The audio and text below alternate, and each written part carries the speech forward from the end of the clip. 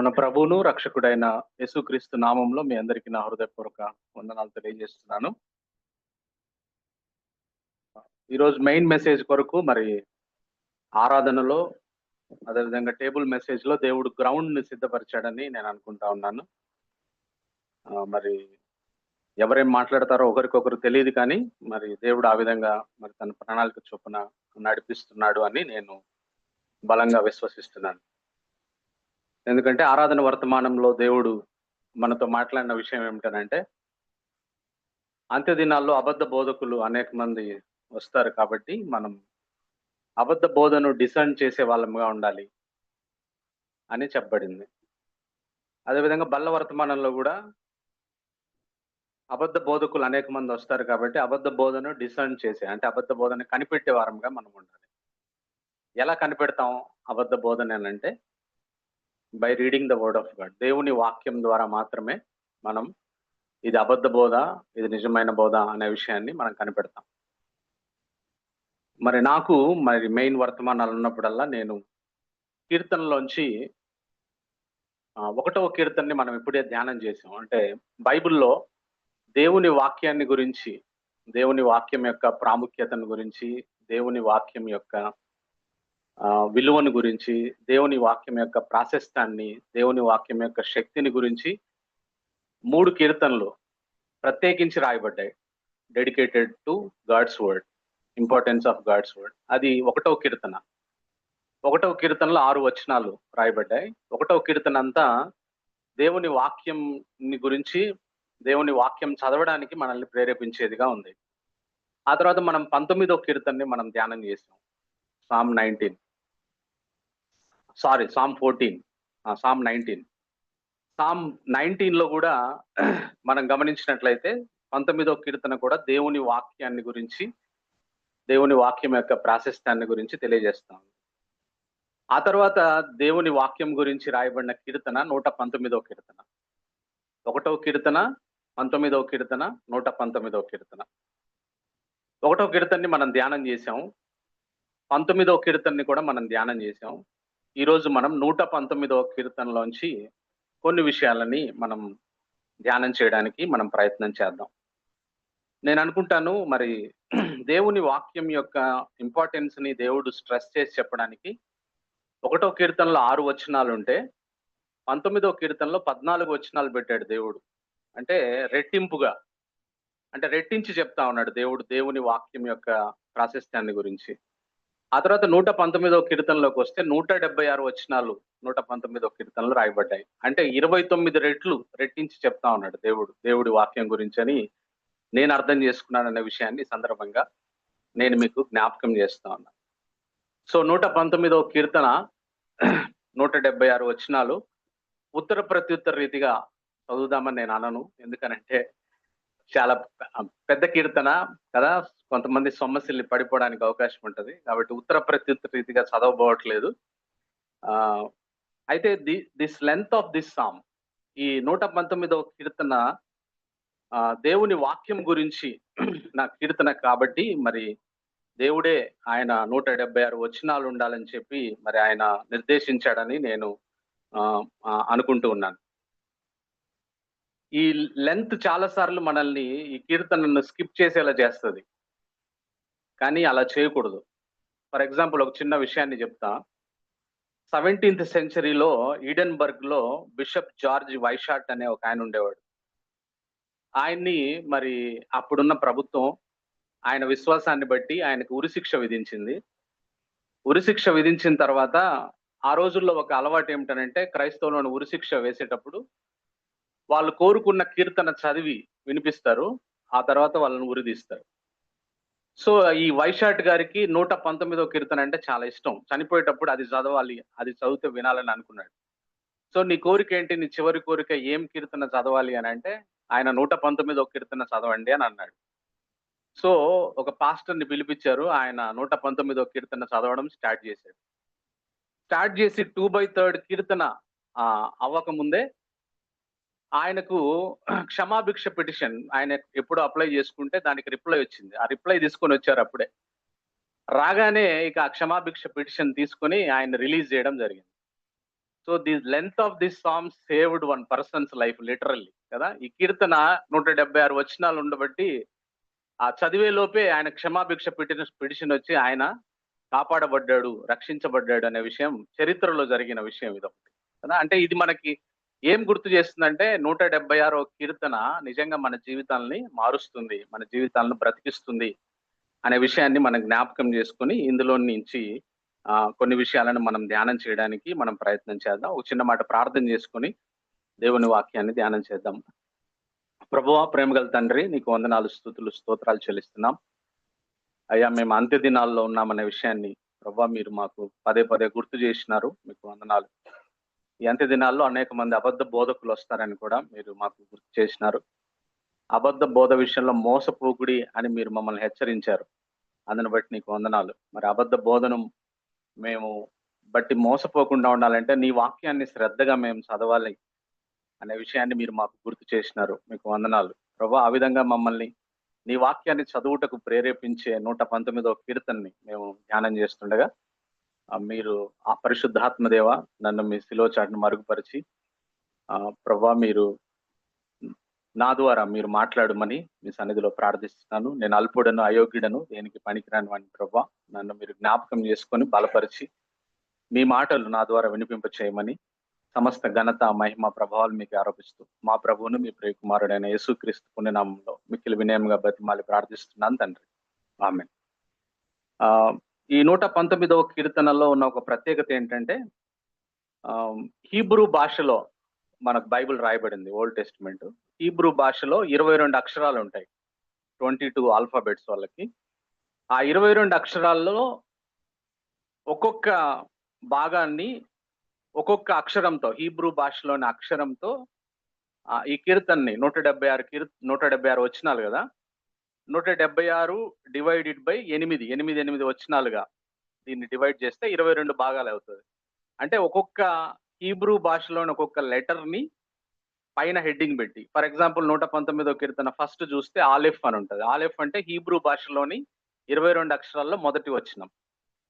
ఆ విధంగా ఆ హీబ్రూ భాషలోని ఆ ఆలెఫ్, మనం హీబ్రూ భాషలో బైబిల్ చదివితే ప్రతి 8 వచనాలు కూడా ఆలెఫ్ తోనే ప్రారంభమవుతాయి. ఆలెఫ్ ఆలెఫ్ ఆలెఫ్ ఆలెఫ్ అని 8 సార్లు ప్రారంభమవుతాయి.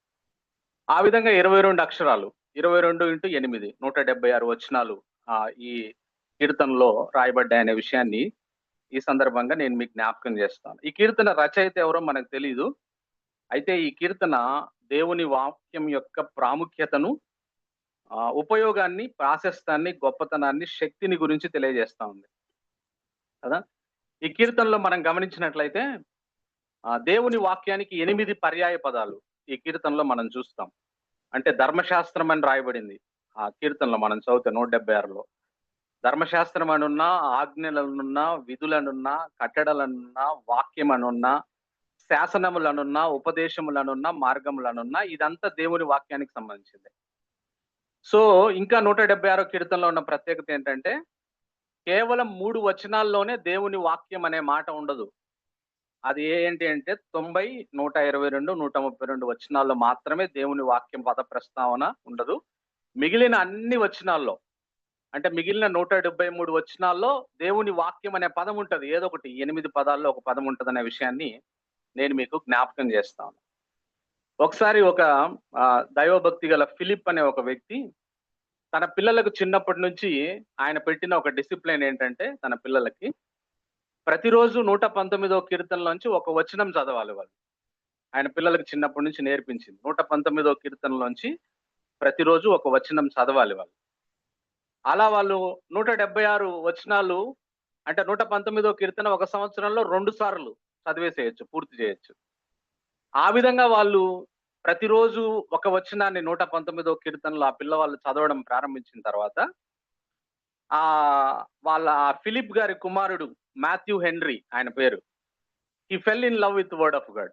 అంటే దేవుని వాక్యం గురించే కదా 119వ కీర్తన. ప్రతిరోజు ఒక వచనం చదువుతాడు కదా. చదివినప్పుడు దేవుని వాక్యం మీద ప్రేమను పెంచుకున్నాడు. ఆయన ప్రేమను పెంచుకొని ప్రేమలో పడ్డాడు. ఒక రకంగా చెప్పాలంటే దేవుని వాక్యం గురించి ప్రేమలో పడిపోయి ఆయన మాథ్యూ హెన్రీ కామెంటరీ రాసిండు పెద్ద అయిన తర్వాత కదా. ఆ బాబే, ఆ ఫిలిప్ గారి కుమారుడే Matthew henry. Matthew henry commentary ఇప్పుడు మనకి అవైలబుల్ గా ఉంది. One of the reliable commentary.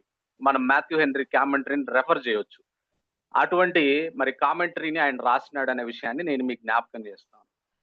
So మనం కూడా మన జీవితాల్లో ఇదొక డిసిప్లిన్ లాగా చేసుకుంటే మంచిదేమో అని అనిపిస్తుంది. ఎవరికి నచ్చితే, మనం నచ్చితే ప్రతిరోజు మన మెడిటేషన్ చేస్తూ కూడా 119వ కీర్తనలోంచి ఒక వచనం ఆ రోజు మనం చదివితే, దాన్ని మెడిటేట్ చేస్తే దేవుని వాక్యం మీద మనకు ఆసక్తి పెరుగుతుంది, దేవుని వాక్యం మీద మనకు ప్రేమ పెరుగుతుంది అనే విషయాన్ని ఈ సందర్భంగా నేను మీకు జ్ఞాపకం చేస్తాను.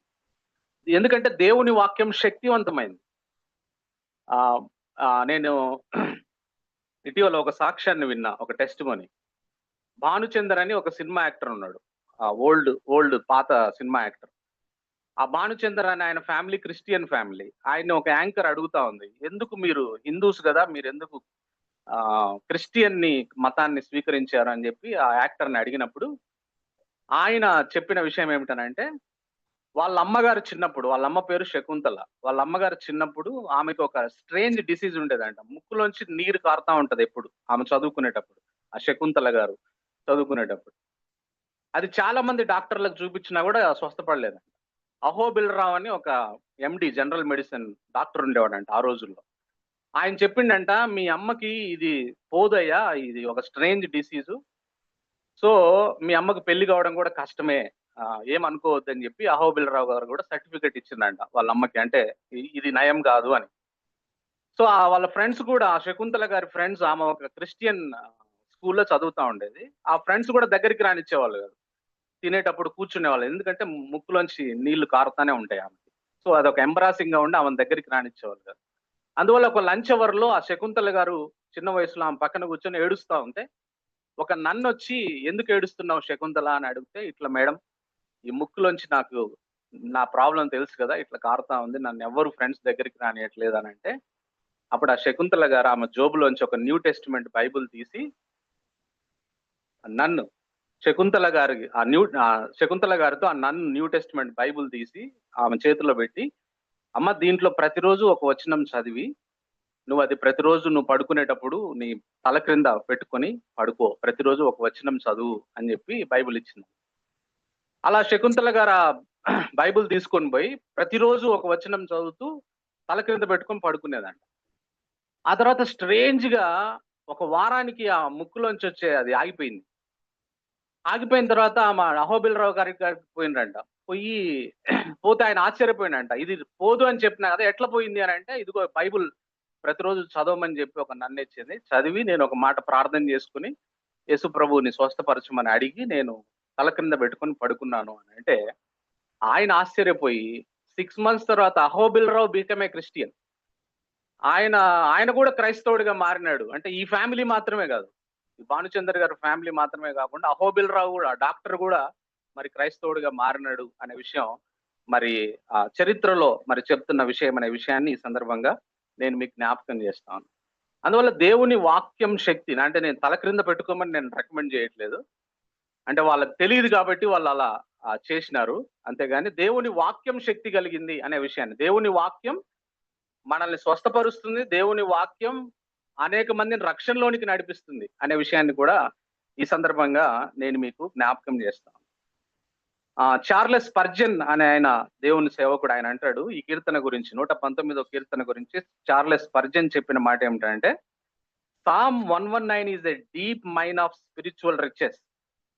Its verses are not dry precepts, but living truth soaked with love for God. ప్రయోజనాలు మన జీవితాల్లో ఏ విధంగా ఉంటాయనే 3 విషయాల్ని మనం జ్ఞాపకం చేసుకుందాం ఈ రోజు కదా. మొట్టమొదటిదేమో ద విలువ, ద ప్రీషియస్నెస్ ఆఫ్ గాడ్స్ వర్డ్, దేవుని వాక్యం ఎంత విలువైంది అనే విషయాన్ని మనం ధ్యానం చేయడానికి ప్రయత్నం చేద్దాం. రెండవది, దేవుని వాక్యం పట్ల ఎంత ఆసక్తిని కనపరుస్తున్నాడు ఈ కీర్తనకారుడు అనే విషయాన్ని మనం జ్ఞాపకం చేసుకుందాం. మూడవది, దేవుని వాక్యం వల్ల వచ్చే ప్రాక్టికల్ ఎఫెక్ట్స్ ఆర్ బెనిఫిట్స్, ప్రయోజనాల్ని మనం జ్ఞాపకం చేసుకుందాం.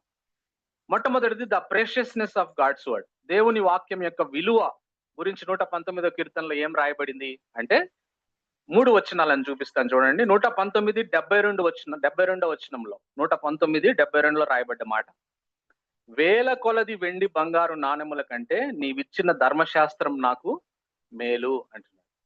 వేల కొలది వెండి బంగారు నాణెముల కంటే దేవుని వాక్యం విలువైంది అని చెప్తా ఉన్నాడు కీర్తనకారుడు. ఆ తర్వాత 119వ కీర్తన 14వ వచనంలో రాయబడ్డ మాట మనం చూస్తే, సర్వ సంపదలు దొరికినట్లు నీ శాసనముల మార్గమును బట్టి నేను సంతోషించున్నాను అంటున్నాడు. అంటే దేవుని వాక్యం అంట సర్వ సంపదలతో మరి దొరికినట్లుగా నేను భావిస్తున్నాను అనే విషయాన్ని కీర్తనకారుడు చెప్తా ఉన్నాడు. ఆ తర్వాత 119వ కీర్తన 127వ వచనంలో రాయబడ్డ మాట 127 వర్స్ లో, బంగారు కంటెను అపరంజి కంటెను నీ ఆజ్ఞలు నాకు ప్రియముగా ఉన్నవి అని అంట. సో దీన్ని మనం క్రోడీకరించి చెప్పుకుంటే, ఈ ప్రపంచంలో ఉన్న సర్వ సంపదలు, బంగారము, అపరంజి అన్నిటికంటే కూడా దేవుని వాక్యం విలువైంది అనే విషయం 119వ కీర్తన మనకు తెలియజేస్తాం. మరి ఇంత విలువైన దేవుని వాక్యాన్ని నిజంగా అంత విలువైనదిగా మనం గుర్తిస్తున్నామా? ఇది ప్రశ్న మనం వేసుకోవాల్సింది కదా. నీకు నాకు కేవలం బైబుల్ ఒక 200 రూపాయలు పెడితే 200 రూపాయలు ఇస్తే షాప్ లో దొరికే ఒక పుస్తకం లాగా ఉందా? లేదా నిజంగా వేల కొలది వెండి బంగారముల కంటే, సర్వ సంపద కంటే మించినదిగా దేవుని వాక్యం ఉందా? దీన్ని మనం ప్రశ్నించుకోవాలి కదా. మనం బైబిల్ని ఎలా చూస్తున్నాం అనే విషయం కదా. మనం నిజంగా దీన్ని విలువైనదిగా మనం పరిగణిస్తే, దీని విలువ తెలిస్తే, దీన్ని చదవకుండా ఉండలేం, పాటించకుండా ఉండలేం. అదే నేను చెప్తా ఉన్నా. నిజంగా దీని విలువ, నిజంగా ఇది ఇంత విలువైంది అనే విషయం మనం తెలిస్తే, మనం చదవకుండా ఉండలేం, పాటించకుండా ఉండలేం అనే విషయాన్ని నేను మీకు జ్ఞాపకం చేస్తాను. లేదా ఏశావు లాగా ఉన్నామా మనం? ఫర్ ఎగ్జాంపుల్, ఏశావు తన జ్యేష్ఠత్వపు విలువ తెలియక అల్పమైన చిక్కుడుగాయల కూర కోసం తన జ్యేష్ఠత్వాన్ని అమ్ముకున్నట్టు ఏశావు గురించి రాయబడింది కదా. మనం కూడా ఇంత గొప్ప ప్రశస్తమైన దేవుని వాక్యం మనకిస్తే దేవుడు, దీంతో సమయం గడపకుండా సెల్ ఫోన్ తో మన సమయం గడుపుతూ ఉంటాం కదా. ఇప్పుడు మన ఎనిమి, లోకంలో ఉండే వాళ్ళ ఎనిమి సెల్ ఫోనే, క్రైస్తవుల ఎనిమి కూడా సెల్ ఫోనే కదా. నేను అట్లా ఆఫీస్ లో బైక్ మీద పోతా చూస్తూ ఉంటా, ఆటో డ్రైవర్ కానీ, క్యాబ్ డ్రైవర్ కానీ, స్టూడెంట్ కానీ, బస్సులో జర్నీ చేసే ఎవరైనా సరే, ఎవరి తలలు పైకెత్తట్లే, అందరి తలలు కిందికే. దేన్ని చూస్తా ఉన్నారు కిందికి అంటే? సెల్ ఫోన్ ని చూస్తా ఉన్నారు కదా. అంటే సెల్ ఫోన్ విలువైందా, దేవుని వాక్యం విలువైందా అంటే, ఇక్కడ దేవుని వాక్యం స్పష్టంగా చెప్తా ఉంది, దేవుని వాక్యమే విలువైంది కదా. సెల్ ఫోన్ వేల కొలది వెండి బంగారు నాణెముల కంటే విలువైందని ఎక్కడ రాయబడలే. వాడు కూడా, ఆ సెల్ ఫోన్ అమ్మేవాడు కూడా అడ్వర్టైజ్ చేసుకోలే అట్లా. దేన్ని మనం విలువైనదిగా పరిగణిస్తున్నాం కదా. అంటే ఏశావు లాగా మనము, ఏశావు తన జ్యేష్ఠత్వపు విలువ తెలియక చిక్కుడుగాయల కూర కోసం తన జ్యేష్ఠత్వాన్ని అమ్ముకున్నట్టుగా, మనం కూడా మనం దేవుని వాక్యం యొక్క విలువ తెలియట్లే కాబట్టి అందుకే మనం సెల్ ఫోన్కే ఎక్కువ సమయం కేటాయిస్తున్నాం, దేవుని వాక్యానికి తక్కువ సమయం కేటాయిస్తున్నాం. జాగ్రత్త. ఏశావు ఆ తర్వాత రిపెంట్ అయ్యి నిజంగా ఏడ్చి అంగలార్చినా కూడా ఏశావు చేసిన తప్పిదాన్ని మరలా తిరిగి పూడ్చలేకపోయింది. జాగ్రత్త, మనం కూడా అంతే. దేవుని వాక్యం ఇంత విలువైంది అని దేవుని వాక్యం చెప్తా ఉంటే, తుచ్చమైన చిక్కుడుగాయ కూర లాంటి మరి ఆ సెల్ ఫోన్ కోసం, ఆ యూట్యూబ్ షార్ట్స్ కోసం, ఫేస్బుక్స్ కోసము మనం సమయాన్ని వృధా చేస్తే, ఏశావు లాగా ఏడ్చినా కూడా తర్వాత ప్రయోజనం ఉండదు అనే విషయాన్ని మనం జ్ఞాపకం చేసుకోవాలి. యూదులు దేవుని వాక్యాన్ని ఎంత మరి విలువైందిగా వాళ్ళు చూస్తారంటే, వాళ్ళ ఇంటి ద్వారబంధం దగ్గర మెజూజా అనే ఒక బాక్స్ ఉంటది, ఒక ఐరన్ బాక్స్, ఒక మెటల్ బాక్స్ ఉంటది. ఆ మెజూజా అనే బాక్స్ లో దేవుని వాక్యం రాసి ఒక చుట్ట దాంట్లో మెజూజాలో పెడతారు. వాళ్ళు బయటికి వెళ్ళేటప్పుడు, లోపలికి వచ్చేటప్పుడు దాన్ని పట్టుకొని ఒక చిన్న మాట ప్రార్థన చేసుకుని లోపలికి పోతారు. లోపల నుంచి బయటకు వచ్చేటప్పుడు కూడా దాన్ని పట్టుకొని బయటకు వస్తారు. అంటే ఇది ద్వితీయోపదేశకాండం 6వ అధ్యాయం 9వ వచనంలోని దేవుని వాక్యం నీ ద్వారబంధముల మీద, గౌనుల మీద ఉండాలని చెప్పినట్టుగా ఆ మెజూజాను తాకి వాళ్ళు లోపలికి పోతారు, బయటకు వచ్చేటప్పుడు కూడా తాకి వాళ్ళు బయటకు వస్తారు. అంటే దేవుని వాక్యం నిజంగా మనకు ఒక శ్రేష్టమైన బహుమతి. దాన్ని మనం అటువంటి విలువైనదిగా మనం దాన్ని పరిగణించాలి అనే విషయాన్ని నేను మీకు జ్ఞాపకం చేస్తాను. Let us value the word of God. దేవుని వాక్యాన్ని, దేవుని వాక్యం ఎంత విలువైందని చెప్తుందో అంత విలువైనదిగా మనం పరిగణించవలసిన అవసరత ఉంది. Let us not exchange the time కదా. మనం ఒక పని చేయొచ్చు ఇప్పటి నుంచి, సెల్ ఫోన్ చూసే సమయాన్ని దేవుని వాక్యం చదవడానికి, దేవుని వాక్యం చదివే సమయాన్ని సెల్ ఫోన్ సమయానికి మనం ఎక్స్చేంజ్ చేసుకున్నట్టయితే, అసలు మనల్ని మించిన ఆశీర్వాదకరమైన వ్యక్తి ఎవరు ఉండరు అనే విషయాన్ని నేను మీకు జ్ఞాపకం చేస్తాను. లెట్ us ప్రాక్టీస్ దిస్ కదా. సెల్ ఫోన్ ఎంతసేపు చూస్తున్నామో అంతసేపు దేవుని వాక్యాన్ని చదువుదాం, ఎందుకంటే ఇది ప్రశస్తమైంది కాబట్టి.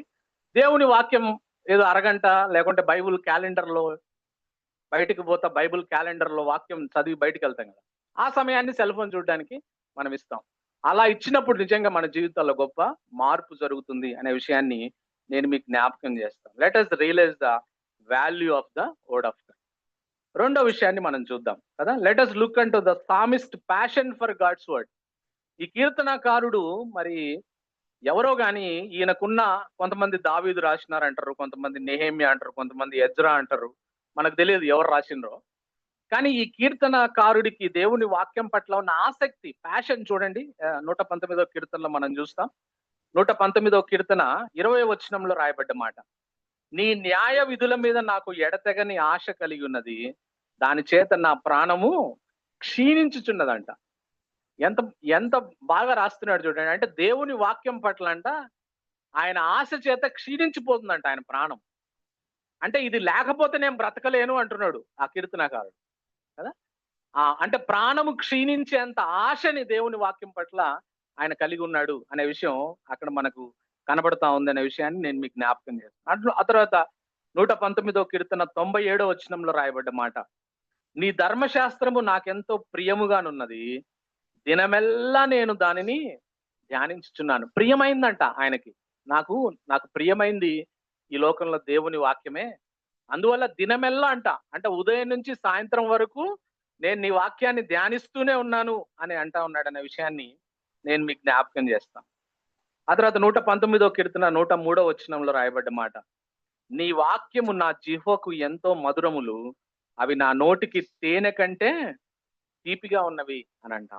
తేనె తాగిన దానికంటే నీ వాక్యం చదువుతుంటే నాకు అది మధురంగా ఉంది, నా జిహ్వకు మధురంగా తీయగా ఉంది నాకు వాక్యము అనే విషయాన్ని కీర్తనకారుడు చెప్తా ఉన్నాడు అనే విషయాన్ని నేను మీకు జ్ఞాపకం చేస్తాను. మనం ఎగ్జామిన్ చేసుకుందాం మన జీవితాన్ని. నిజంగా దేవుని వాక్యం పట్ల మనకి ఇటువంటి ఆశ, ప్రేమ, కోరిక, సంతోషం మనం కలిగి ఉన్నామా? Are we delight in the word of God? దేవుని వాక్యం చదవడానికి సంతోషిస్తున్నామా? లేదా రాత్రిపూట నిద్ర పట్టకపోతే బైబుల్ చదివితే నిద్ర పడుతుంది కాబట్టి బైబుల్ తెరిచి నిద్ర పట్టే దానిలాగా చూస్తున్నామా దేవుని వాక్యం కదా.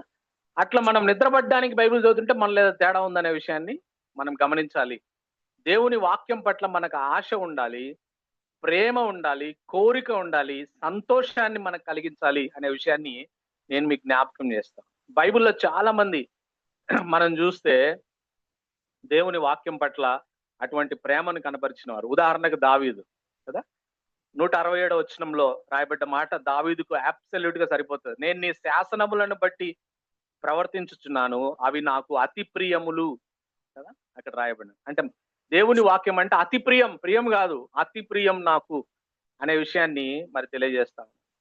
ఇర్మియాలో కూడా మనం చూస్తాం. ఇర్మియా గ్రంథం 15వ అధ్యాయం 16వ వచనంలో రాయబడ్డ మాట మనం చూస్తే జెర్మియా 15:16లో, నీ మాటలు నాకు దొరకగా, ఇర్మియా అంటున్నాడు, నేను వాటిని భుజించితిని, సైన్యములకు అధిపతివగు యెహోవా దేవా, నీ పేరు నాకు పెట్టబడిన గనుక నీ మాటలు నాకు సంతోషమును, నా హృదయమునకు ఆనందమును కలగజేయుచున్నాను. ఇర్మియా అంటా ఉన్నాడు, అయ్యా నీ మాటలు నాకు సంతోషాన్ని, హృదయానికి ఆనందాన్ని కలగజేస్తున్నాయి కాబట్టి అవి దొరకగానే నేను వాటిని భుజించాను అని అంటా ఉన్నాను. అది ఇర్మియా అనుభవం. దావీదు అనుభవం చూసాం కదా. యోబు గ్రంథంలో కూడా మనం చూస్తే యోబు గ్రంథం 23వ అధ్యాయం 12వ వచనంలో, యోబు 23:12లో రాయబడ్డ మాట, I have treasured the words of his mouth more than my necessary food అంటాడు ఆయన కదా. నేను నీ వాక్యాన్ని అంత శ్రేష్టమైనదిగా నేను ట్రెజర్ చేస్తున్నాను అని యోబు ఆయన చెప్తా ఉన్నాడు అనే విషయాన్ని నేను మీకు జ్ఞాపకం చేస్తాను. ఆ తర్వాత అపోస్తుల కార్య గ్రంథం 17వ అధ్యాయం 11లో ద ఎక్స్పీరియన్స్ ఆఫ్ బెరియా సంఘం యొక్క అనుభవం దేవుని వాక్యం పట్ల ఏముంది అక్కడ రాయబడింది. యాక్ట్స్ 17:11లో they received the word with all eagerness అని రాయబడింది కదా. అంటే ఏ ప్యాషన్, ఎఫెక్షన్ కదా. బెరియన్స్ లాగా, యోబు లాగా, ఇర్మియా లాగా, దావీదు లాగా అటువంటి గొప్ప ఆసక్తిని దేవుని వాక్యం పట్ల మనం కనపరచవలసిన అవసరత ఉంది. ఈ ప్యాషన్, ఈ ఎఫెక్షన్ ని మనం కలిగి ఉన్నామా దేవుని వాక్యం పట్ల అనే విషయాన్ని ఈ సందర్భంగా నేను మీకు జ్ఞాపకం చేస్తాను. ఈ ప్యాషన్, అఫెక్షన్ ఎప్పుడు వస్తుంది మనకనంటే, మొట్టమొదట మనకు విలువ తెలియాలి. దేవుని వాక్యం యొక్క విలువ తెలుసుకోవాలి. రెండవది, దేవుని వాక్యాన్ని రుచి చూడాలి. రుచి చూసి తెలుసుకోవాలి. అంటే విలువ తెలియాలి. దాన్ని రుచి చూసి దాని అనుభవం ఏంటో మనం తెలుసుకుంటే, అప్పుడు దేవుని వాక్యం మనకి నిజంగా మనకు వాళ్ళలాగా మనకు ఒక ప్యాషన్ లాగా, ఒక డిజైర్ లాగా, ఒక లవ్ దేవుని వాక్యం పట్ల మనకు పుడుతుంది అనే విషయాన్ని ఈ సందర్భంగా నేను మీకు జ్ఞాపకం చేస్తాను. అందువల్ల మూడో విషయంలోనికి వెళ్దాం కదా. మొట్టమొదటిదేమో మనం దేవుని వాక్యం యొక్క విలువను ధ్యానం చేసాం. రెండోది, ఈ కీర్తనకారుడికి దేవుని వాక్యం పట్ల ఉన్న ప్యాషన్ ని మనం జ్ఞాపకం చేసుకున్నాం. మూడవది, let us see the practical effects, benefits of God's word in our life. దేవుని వాక్యం వల్ల మనకేంటి ప్రయోజనం, ఏ ప్రయోజనం కలుగుతుందని దేవుని వాక్యంలో రాయబడింది. 119వ కీర్తనలో ఎస్పెషల్లీ రాయబడిందో ఆ విషయాన్ని మనం జ్ఞాపకం చేసుకుందాం. మొట్టమొదట మనం గమనించినట్లయితే 119వ కీర్తన 1-2 వచనాల్లో మనం చూస్తే రాయబడ్డ మాట, యెహోవా ధర్మశాస్త్రమును అనుసరించి నిర్దోషముగా నడుచుకుని వారు ధన్యులు, ఆయన శాసనములను గైకొనుచు పూర్ణ హృదయముతో ఆయనను వెదుకువారు ధన్యులు అనే మాట కదా. మొట్టమొదటి పాయింట్ ఏంటంటే నాది, the practical effects or benefits of God's word is it leads to joy. దేవుని వాక్యం మనకు సంతోషాన్ని కలుగజేస్తుంది. ఇక్కడ మనం ధన్యత అనే మాట, ధన్యులు అనే మాట ఇంగ్లీష్ లోంచి, లేకుంటే హీబ్రూ భాషలోంచి బ్లెస్డ్ అనే మాటని తెలుగులో ధన్యుడు, ధన్యత, ధన్యులు అనే మాట తర్జుమా చేయబడింది. అయితే హీబ్రూ భాషలో ఉన్న అసలు అర్థం ఏమిటనంటే హ్యాపీ అని అర్థం కదా. అంటే మనకు దేవుని ధర్మశాస్త్రం చదివితే ఏమొస్తుంది అంటే సంతోషం వస్తుంది. మనకు నిజమైన సంతోషం కావాలి అని అంటే, ట్రూ జాయ్ మనకు కావాలంటే దేవుని వాక్యాన్ని మనం చదవాలి అనే విషయాన్ని నేను మీకు జ్ఞాపకం చేస్తాను. 2008లో అంట ఈ ప్రపంచంలో సంతోషంగా ఉండడం ఎలా అని 4000 పుస్తకాలు రాయబడ్డాయి. అంటే సంతోషంగా ఉండడం కోసం జనాలు ఎంత తప్పించిపోతున్నారో చూడండి. 2008లో ఈ ప్రపంచంలో 4000 పుస్తకాలు పబ్లిష్ అయ్యాయి సంతోషంగా ఎలా ఉండాలని కదా. ఆ పుస్తకాలు చదవాల్సిన అవసరం లేదు. ఆ పుస్తకాలు చదివితే సంతోషం వస్తుందో లేదో మనకు తెలియదు. కానీ ఈ వాక్యం చదివితే బైబిల్ చెప్తున్న మాట ఏమిటంటే, మనకు నిజమైన సంతోషం కావాలంటే మనం దేవుని వాక్యాన్ని చదవాలి అనే విషయం బైబిల్ మనకు సెలవిస్తా ఉంది. నెంబర్ 1. రెండవ ప్రాక్టికల్ ఎఫెక్ట్ చూద్దాం. రెండవ బెనిఫిట్ ఏమిటి దేవుని వాక్యం చదవడం వల్ల అంటే, it can keep us from sinning. పాపం చేయకుండా దేవుని వాక్యాన్ని అడ్డుకుంటది కదా. ఎక్కడుంది ఆ మాట? 119వ కీర్తన 9వ వచనం 11వ వచనంలో రాయబడింది. 119వ కీర్తన 9వ వచనం, యవనస్తులు దేని చేత తమ నడతను శుద్ధి చేసుకుందరు, నీ వాక్యమును బట్టి దాన్ని జాగ్రత్తగా చూచుకొనుట చేతనే కదా. 11వ వచనంలో, నీ ఎదుట నేను పాపము చేయకుండానట్లు నా హృదయంలో నీ వాక్యము ఉంచుకొని ఉన్నాను అని అంటాం కదా. అంటే దేవుని వాక్యం మనకి ఏం చేస్తుందంటే, మనం పాపంలో పడిపోకుండా మనకు సహాయం చేస్తుంది. అందువల్ల దేవుని వాక్యాన్ని మనం చదివే వారంగా ఉండాలి. దీనికి క్లాసిక్ ఎగ్జాంపుల్ ఎవరంటే మన ప్రభు అయిన యేసుక్రీస్తు కదా. యేసుక్రీస్తు ప్రభు వారు 40 రోజులు అరణ్యంలో ఉన్నప్పుడు అపవాది చేత శోధించబడ్డప్పుడు అపవాదిని ఎలా ఎదుర్కొన్నాడు యేసు ప్రభు అంటే, వాక్యం ద్వారా ఎదుర్కొన్నాడు కదా. వాక్యంలో ఇలా రాయబడింది, it is return, it is return, it is return అని అపవాది శోధనను జయించాడు అనే విషయాన్ని ఈ సందర్భంగా నేను మీకు జ్ఞాపకం చేస్తాను. ఇది రెండో బెనిఫిట్. మూడవది ఏమిటనంటే, ఇట్ గివ్స్ అస్ హోప్. ఈ దేవుని వాక్యం మనకు నిరీక్షణనిస్తుంది. 119:43లో రాయబడ్డ మాట, నా నోట నుండి సత్యవాక్యమును ఏ మాత్రమును తీసివేయకము, కీర్తనకారుడు అంటున్నాడు, నీ న్యాయ విధుల మీద నా ఆశ నిలిపి ఉన్నాను అంటా ఉన్నాయి 119:43లో. 81వ వచనం కూడా చూద్దాం, నీ రక్షణ కొరకు నా ప్రాణము సొమ్మసిల్లుచున్నది, నేను నీ వాక్యం మీద ఆశ పెట్టుకుని ఉన్నాను అంటాడు కదా. One of the best loved hymns of faith గా పరిగణించబడే ఒకటి ఏంటంటే, it is well with my soul, ఇది నా ఆత్మకు మంచిది అనే ఒక పాట ఉంది. It is well with my soul అని. ఇది రాసిన వారు హొరాషియా స్పాఫోర్డ్ అనే ఆయన రాశాడు ఈ పాట. ఈయన చికాగోలో ఒక గొప్ప ధనవంతుడిగా, ఈయన అనుభవం చెప్తా వినండి. ఈయన చికాగోలో ఒక గొప్ప ధనవంతుడిగా ఉండేవాడు, ఈ హొరాషియో స్పాఫోర్డ్ అనే ఆయన. ఒక అగ్ని ప్రమాదం జరిగి దాదాపు సర్వం కోల్పోయాడు అగ్ని ప్రమాదంలో ఆ రోజుల్లో. మరి అగ్ని ప్రమాదం జరిగి సర్వం కోల్పోయినప్పుడు ఆయన భార్య 4 పిల్లల్ని ఓడలో యూరప్ కి పంపించాడు ఆయన, యూరప్ కి. ఎందుకంటే యూరప్ లో మూడీ గారి పరిచర్యకి హెల్ప్ చేయాలని, కొంతకాలం అక్కడ విశ్రాంతి తీసుకోవాలని, ఈ జరిగిన నష్టం నుంచి రికవరీ అవ్వాలని ఓడలో తన భార్యను, నలుగురు కుమార్తెలు ఆయనకి. ఆ నలుగురు కుమార్తెల్ని ఓడలో పంపించాడు. పంపిస్తున్నప్పుడు ఆ దారిలో ఏం జరిగిందంటే, ఆ ఓడ ప్రమాదానికి గురై నలుగురు కుమార్తెలు చనిపోతారు. ఆయన నలుగురు కుమార్తెలు చనిపోతే ఈ విషయం స్పాఫోర్డ్ గారికి తెలియజేస్తారు. ఇట్లా ప్రమాదం జరిగింది, ఆ ఓడ ప్రమాదం జరిగింది, ఇట్లా నీ నలుగురు కూతుర్లు చనిపోయినారు అంటే, భార్య మాత్రమే బతికుంటది.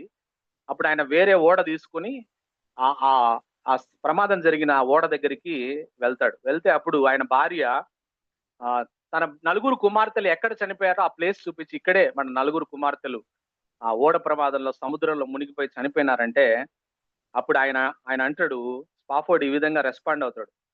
నదిలా శాంతి నా దారిలో ఎదురైనప్పుడు, సముద్రపు అలల వంటి దుఃఖాలు చుట్టుముట్టినప్పుడు, నా పరిస్థితి ఏమైనప్పటికీ ఇది బాగుంది, ఇది నా ఆత్మకు మంచిది అని చెయ్యమని నువ్వు నాకు నేర్పించావు, అని చెప్పమని నువ్వు నాకు నేర్పించావు.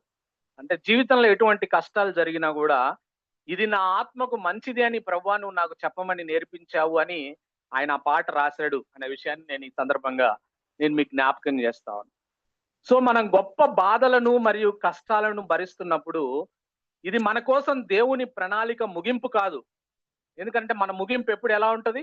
మహిమాన్వితంగా ఉండబోతుంది. క్రైస్తవుల ముగింపు ఎలా ఉండబోతుంది? పరలోకంలో ఉంటాం మనం. ఈ లోకంలో ఏం జరిగినా సరే మన ముగింపు, ఈ లోకంలో ఎన్ని ప్రమాదాలు జరగని గాక, నలుగురు కుమార్తెలు చచ్చిపోగాక, కదా, ఆస్తంతా పోవుగాక, కానీ ఒక బిలీవర్ ముగింపు ఎలా ఉంటదంటే, ఒక అద్భుతమైన ముగింపు బిలీవర్ కి ఉంటది. మహిమాన్వితమైన పరలోకంలో ఉంటాడు బిలీవర్ ఆ తర్వాత. కాబట్టి అటువంటి నిరీక్షణను మనకి ఇచ్చేది ఏమిటంటే దేవుని వాక్యమే కదా. మనం కొన్నిసార్లు ఒక కుటుంబంలో మనం చూస్తే, కుటుంబంలో రక్షించబడిన వ్యక్తి ఏమో అనారోగ్యానికి పాలవుతుంటాడు, కుటుంబంలో రక్షణ లేకుండా ఇష్టానుసారంగా జీవిస్తున్న వ్యక్తులేమో మంచిగా సుఖపడుతున్నట్టుగా మనకు కనబడుతుంది. అటువంటి సందర్భాల్లో మనం కొన్నిసార్లు కృంగిపోవడానికి అవకాశం ఉంటుంది. దేవుణ్ణి నమ్ముకున్న నాకే ఎందుకు ఈ కష్టాలు, దేవుణ్ణి నమ్ముకున్న మాకే ఎందుకు కష్టాలు, దేవుణ్ణి నమ్ముకోని వాళ్ళ జీవితాలే బాగున్నాయి కదా అని అనిపిస్తుంది. అనిపించినప్పుడు మనకు దేవుని వాక్యం ఒక నిరీక్షణ ఇస్తుంది.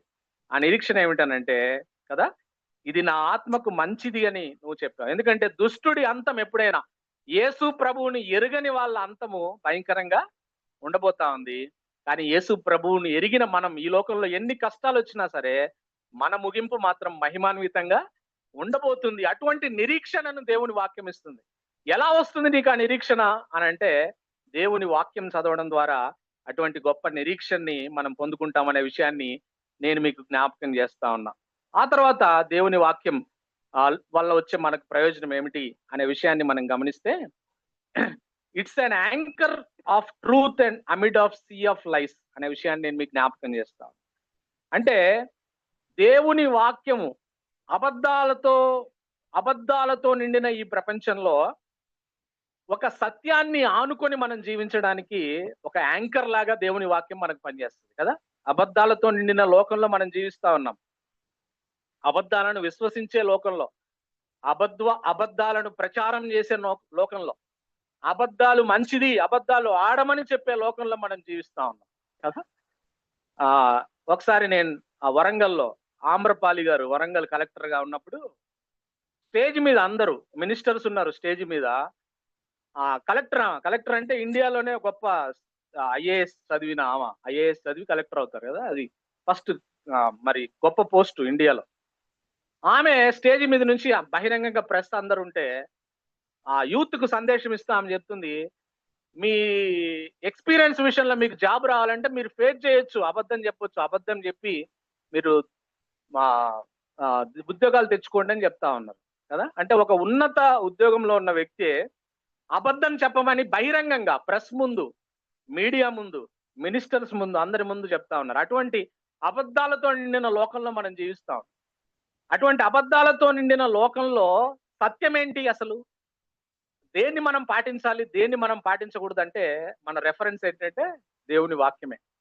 సత్యాన్ని ఆధారం చేసుకొని మనం జీవించడానికి అబద్ధాలతో నిండిన లోకంలో దేవుని వాక్యం మనకు ఆధారం. కాబట్టి సత్యం ఏమిటో తెలియాలంటే మనం దేవుని వాక్యాన్ని చదవవలసిన అవసరత ఉంది అనే విషయాన్ని ఈ సందర్భంగా నేను మీకు జ్ఞాపకం చేస్తాను. అందుకే 119వ కీర్తన 160వ వచనంలో రాయబడ్డ మాట ఏమిటంటే, నీ వాక్య సారాంశము సత్యము, నీవు నియమించిన న్యాయ విధులన్నీ నిత్యము నిలుచును అనే మాట రాయబడింది. ఒకసారి ఒక ఎథిస్ట్, ఒక మరి దేవుడు లేడనే ఒక ఉపాధ్యాయుడు స్కూల్లో పిల్లలకు బోధిస్తా ఉన్నాడు. తిమింగలం గురించి చెప్తా ఉన్నాడు వాళ్ళకి పాఠం. తిమింగలం గురించి చెప్తూ, తిమింగలం పెద్దగా ఉన్నా సరే తిమింగలం గొంతు చాలా చిన్నగా ఉంటది. కాబట్టి తిమింగలము పెద్ద పెద్ద వస్తువులను మింగలేదు, చిన్న చిన్న వాటినే తిమింగలం మింగగలదు అని ఎక్స్ప్లెయిన్ చేస్తున్నాడు ఆయన, ఎథియస్ట్ టీచర్. ఆ స్కూల్లో ఆ క్లాస్ లో ఒక క్రిస్టియన్ పాప ఉంది. అంటే ఆ పాప అన్నది, లేదు సార్ బైబిల్లో చేప యోనాను మింగిందని రాయబడింది, కాబట్టి వాటి త్రోట్ మీరేమో చిన్నగా ఉందని చెప్తున్నారు, బైబిల్లో మాత్రం చేప మింగింది అని రాయబడింది సార్ అని చెప్పింది. అప్పుడు ఆయన మళ్ళా, ఎందుకంటే ఆయన ఎథిస్ట్ కాబట్టి బైబిల్ అనగానే ఇంకా ఆయన కోపం వచ్చి ఆయన అన్నాడంట, లేదు అవి మింగలేవు, చేపలు తిమింగలాలు మనుషుల్ని మింగలేవు అని గట్టిగా ఆయన చెప్పిండంట. అప్పుడు ఆ పాప అన్నదంట, సరే సార్ అయితే పర్లేదులే, నేను పరలోకం వెళ్ళినప్పుడు యోనాను అడుగుతాను, యోనా నిన్ను ఎట్లా మింగింది తిమింగలం అని నేను పరలోకం వెళ్ళినప్పుడు అడుగుతాను అని అన్నది. అప్పుడు ఆ టీచర్ అన్నాడంట, మరి యోనా నరకానికి వెళ్ళుంటే పరిస్థితి ఏంది అని అంటే ఆ పాప వెంటనే అన్నదంట, నువ్వు అడుగు సార్ అన్నదంట కదా. పరలోకానికి వెళ్తే యోనా నేను అడుగుతాను తిమింగలం ఎలా మింగిందని, ఒకవేళ నరకానికి వెళ్తే అంటే నువ్వు అడుగు సార్, నువ్వు ఎట్టాడికి పోతావు కదా అని అన్నాడు కదా. సత్యం ఏంటంటే బైబిలే సత్యం, బైబిల్లో ఏం రాయబడిందో అదే సత్యం అనే విషయాన్ని ఈ సందర్భంగా మనం, Bible is 100% true, we can believe what ever it is return in Bible అనే విషయాన్ని, ఇది మనం ఘంటాపదంగా మనం నమ్మవచ్చు అనే విషయాన్ని ఈ సందర్భంగా నేను మీకు జ్ఞాపకం చేస్తాను. ఆ తర్వాత ఇంకొక బెనిఫిట్ ఏమిటనంటే, దేవుని వాక్యం it lightens the path we should take. 119వ కీర్తనలో ఒక మకుటం లాంటి వాక్య భాగం ఏమిటనంటే కదా, it lightens the path we should take. నీ వాక్యము నా పాదములకు దీపము, నా త్రోవకు వెలుగునై ఉన్నది కదా. దేవుని వాక్యము చేసే ఒక ప్రయోజనం ఏమిటనంటే, మనకు ఈ లోకంలో మనం ఎలా జీవించాలో, ఏ మార్గంలో ప్రయాణించాలో స్పష్టంగా మనకు తెలియజేస్తుంది, మనకు నిర్దేశిస్తుంది అనే విషయాన్ని ఈ సందర్భంగా నేను మీకు జ్ఞాపకం చేస్తాను కదా. అంటే అలా కాకుండా మనకు నచ్చినట్లు ఈ లోకపు డైరెక్షన్ లో మనం నడుస్తే మన లైఫ్ లో మన ప్రయాస అంతా వృధా కదా. అంటే దీన్ని బట్టి మనం తెలుసుకోవాల్సింది ఏమిటనంటే, మన మన జీవితం విలువైందిగా ఉండాలి అని అంటే దేవుని వాక్యపు వెలుగులో మనం నడవాలి కదా. It lightens the path we should take. మనం దేవుని వాక్యపు వెలుగులో నడవడానికి దేవుని వాక్యం మనకి ఎలా జీవించాలో, ఎలా నడవాలో దేవుని వాక్యం మనకు నేర్పిస్తుంది. కాబట్టి దేవుని వాక్యాన్ని మనం చదవాలి అనే విషయాన్ని ఈ సందర్భంగా నేను మీకు జ్ఞాపకం చేస్తాను.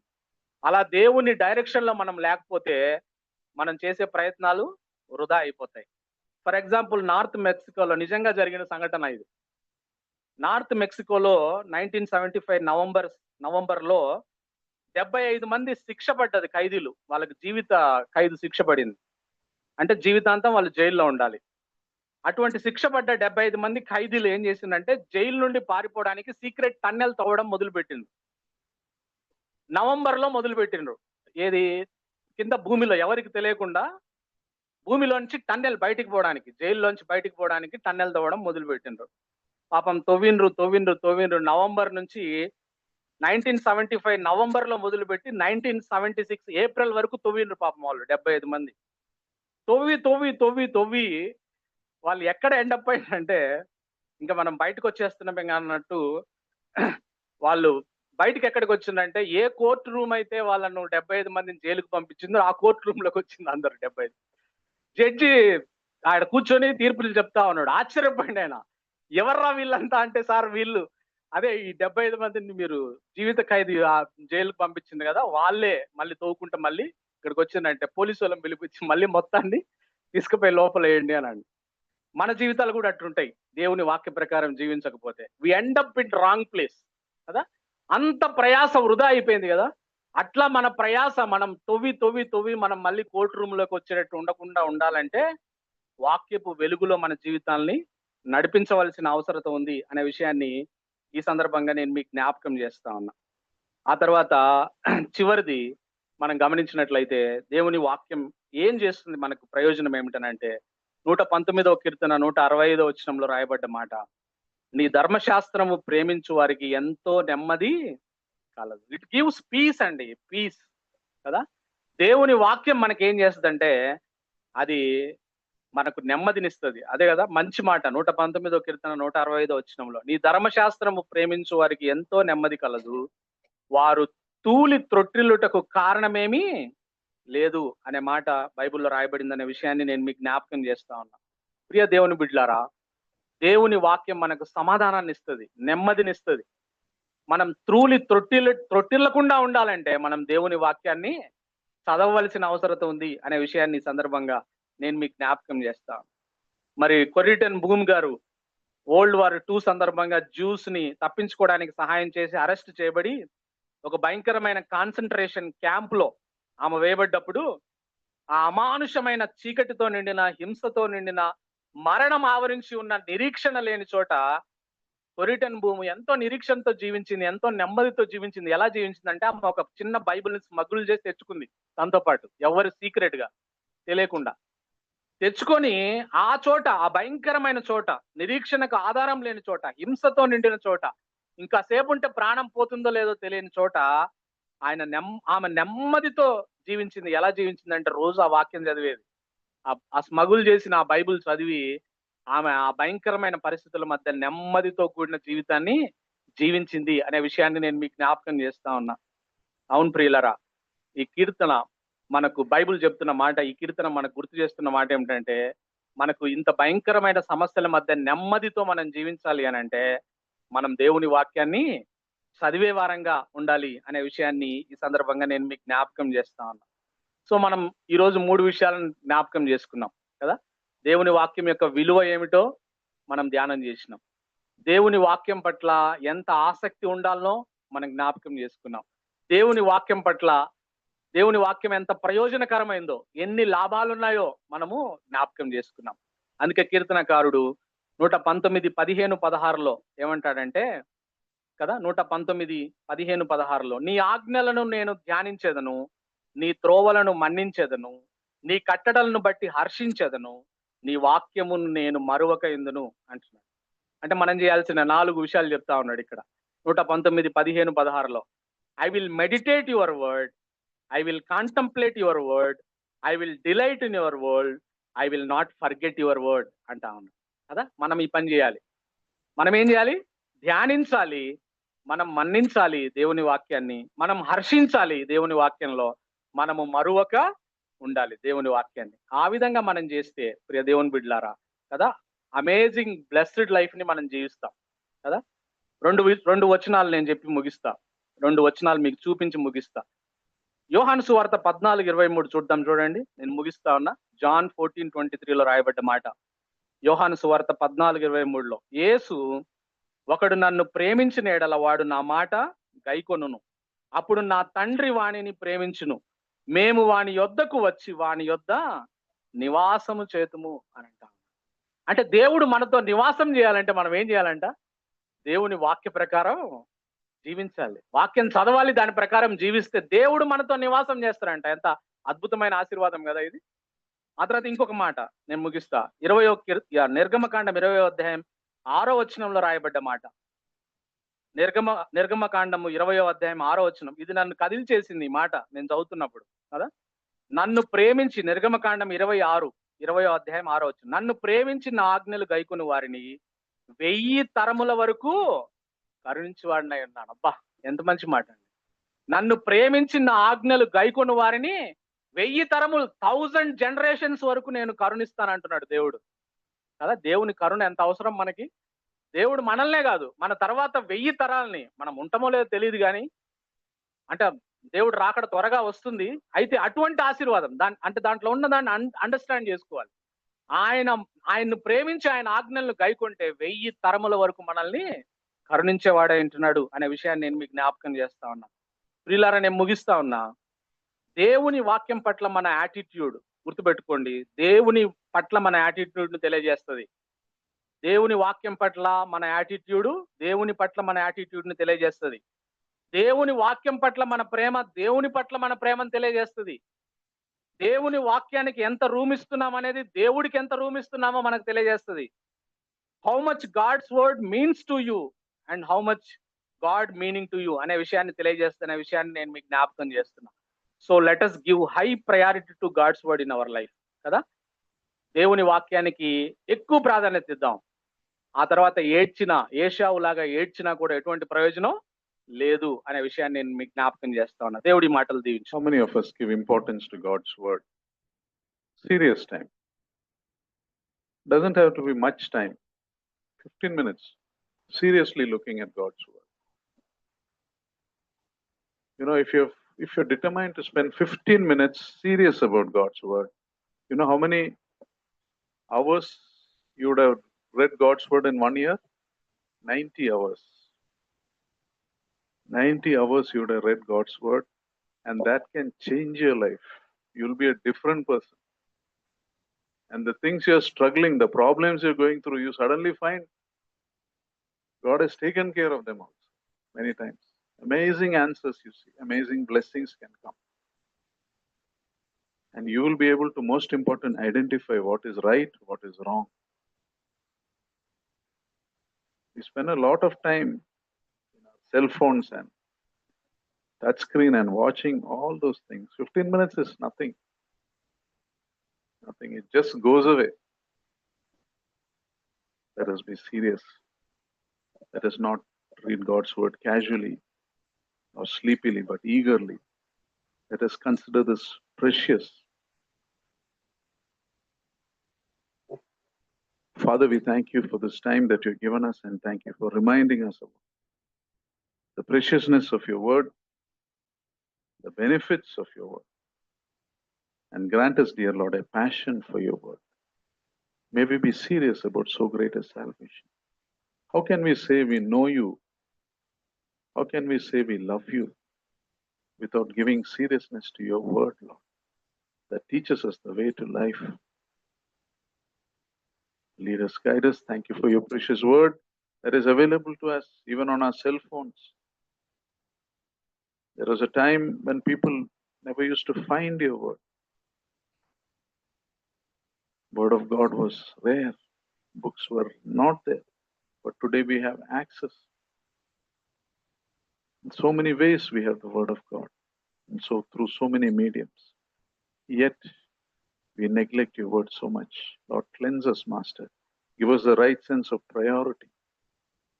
Understand, for our children, this is more important than their school and education. Spending time with your things. We teach them in the way how to live in the world. We teach them the way of the world, but we don't teach them the way to heaven. May we be serious as parents also. We thank you, we praise you, Master. In Lord Jesus' most precious name we pray. Amen. Now may the love of God the Father, the grace of our Lord Jesus Christ, and the sweet fellowship of the Holy Spirit, God, be with us now and forevermore. Amen. Thank you, and God bless you.